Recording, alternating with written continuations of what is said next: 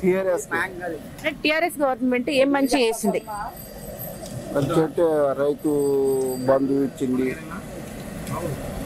Current అన్నీ మంచి మంచి పనులు చేసింది. ఇప్పుడు గవర్నమెంట్ మారింది కదా, ఇప్పుడు ఏమనిపిస్తుంది? ఇప్పుడు కూడా మంచిగా ఉంది కాంగ్రెస్ ప్రభుత్వం. మళ్ళీ కేసీఆర్ ఉంటే బాగుండు అనిపిస్తుంది. ఒక సంవత్సరం వీళ్ళది కూడా చూడాలి, ఒక 5 ఏళ్ళు కాంగ్రెస్ కూడా ఎంత తెలుస్తుంది. ఏ గుర్తు కోటేస్తారు? టీఆర్ఎస్ చేస్తారా?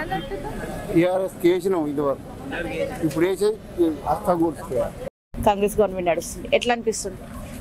ఇట్లా బాగుందండి. అప్పుడు కేసీఆర్ ఇప్పుడు బాగుండేనా ఇప్పుడు బాగుంది? వచ్చి 3-4 నెలలు అయింది కదండి. ఇప్పుడు ఎంపీ ఎలక్షన్స్ వస్తున్నాయి కదా, దేనికి ఓటేస్తే బాగుంటుంది? మీ అభిప్రాయం ఏంటి? ఎవరికి ఓటేస్తారు? కాంగ్రెస్ చేస్తాను. ఎందుకు కాంగ్రెస్కి? అంటే ఆల్రెడీ రాష్ట్రంలో ఉంది కదా, పైన కూడా వస్తే మంచిగా ఉంటుందని. ఓకే, ఇప్పుడు రాష్ట్రంలో గవర్నమెంట్ మారిన తర్వాత ఏవైనా మార్పులు వచ్చినాయా? వస్తాయి కదండి, ఇంకా టైం ఉంది కదా రానాకి. వచ్చి 2 నెలలు అవుతుంది, ఇంకా చేస్తారు ముందుకి. బీఆర్ఎస్ కంటే ఇప్పుడున్న గవర్నమెంట్ బాగుందంటారు? పర్వాలేదండి, రెండు వాళ్ళు కూడా బాగానే చేశారు, వీళ్ళు కూడా అంతకంటే బాగా చేస్తారని నేను కోరుకుంటున్నాను. సెంట్రల్లో కాంగ్రెస్ ఓటేస్తే సెంట్రల్లో కాంగ్రెస్ ప్రధానమంత్రి అవుతాడు. అవునండి. అయితే గీతే రాహుల్ గాంధీ అయ్యే ఛాన్సెస్ ఉన్నాయి. అంటే Modi better, Rahul Gandhi better? Narendra Modi better అండి. మీరు కాంగ్రెస్ ఓటేస్తే రాహుల్ గాంధీ అవుతారు అంటే ఇక్కడ 2-3 సీట్లు వచ్చినా వాళ్ళు ఏం చేయలేరు కదండి. బీజేపీ వాళ్ళు ఏం చేస్తారు, ఏం చేయలేరుగా అట్లా.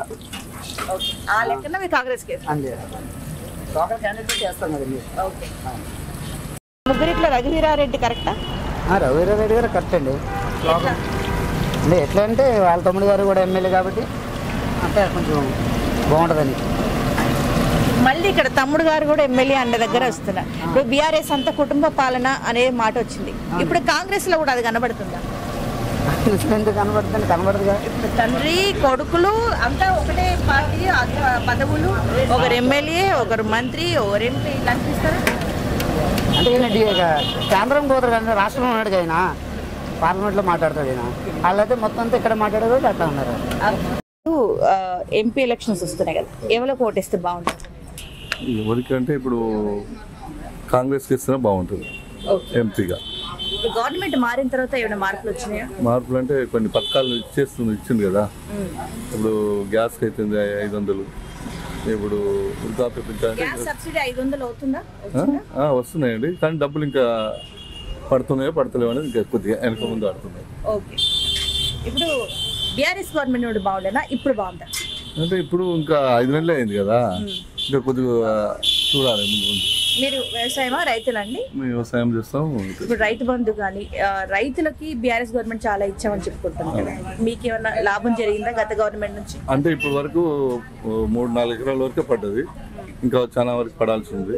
అంటే 5-10 ఎకరాల వరకు ఇస్తే బాగుంటుందని రైతులకి. ఇప్పుడు ఎంపీ ఎలక్షన్ లో ఎవరికి ఓటేద్దాం అనుకుంటున్నారు? ఇప్పుడైతే ఎంపీ కాంగ్రెస్. ఇప్పుడు కాంగ్రెస్ వేసే ఓటు ప్రధానమంత్రిని డిసైడ్ చేసుకునే ఐడియా ఉందా?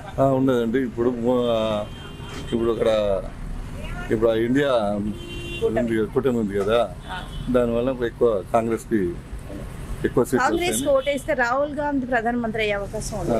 ఏమంటారు, మోదీ బెటరా రాహుల్ గాంధీ? రాహుల్ గాంధీ రావాలని కోరుకుంటున్నాను ఈసారి.